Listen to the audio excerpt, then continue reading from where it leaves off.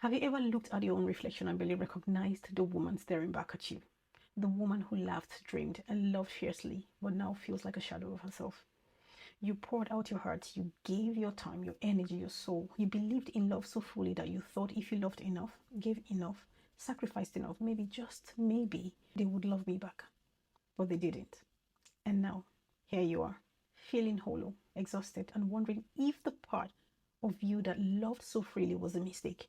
Sis, I wanted to hear this first and loudest. You were not wrong to love. You were not foolish to care. You were not too much. You were everything, exactly as God made you. Look at Ruth in the Bible. She gave loyalty, care to Naomi, walking into uncertainty, putting herself second, and giving freely, and yet she didn't lose herself in the process. Ruth trusted God's timing, God's love, and God's worth over her own understanding of human love. In the end, she was restored, cherished, and honored. Ruth reminds us that God sees the love we pour, even when humans do not, and that the loyalty of our heart is never wasted when it is aligned with His purpose. Sis, I know you've been pouring into someone who never saw your worth. You've been bending, shrinking, giving pieces of yourself in hopes that love would return, and it didn't. It never did. And that's not your failure.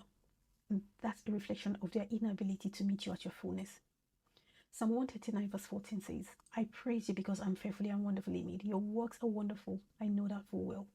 That includes the part of you that loved too much, cared too much, and gave too freely. God made that part of you beautiful, even if they didn't recognize it. This is your invitation to reclaim yourself, to reclaim your heart, to stop measuring your worth by someone else's inability to love you fully. Your story does not have to end in heartbreak, loss, or erasure. You can redefine it. You can reclaim the woman who loves deeply, who laughs freely, who dreams without hesitation. Redefining your narrative is about saying, I am not what they didn't love. I am not defined by their absence. I am defined by God's love, God's worth, and God's purpose for me. So what would it look like to stop trying to win someone who never valued your heart? What would it feel like to sit in the fullness of your own worth, knowing that God's love is enough to heal, restore, and redeem every broken pieces?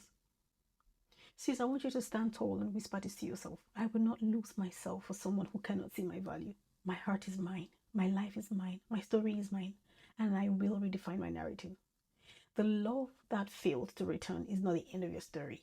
God's love, perfect, unwavering, eternal, will restore the pieces you thought were lost. And in the process, you will find yourself again stronger, wiser, and more whole than ever before. You were never meant to lose yourself to someone else's inability to love. You were meant to shine, to walk boldly, and to love with freedom. And it starts today.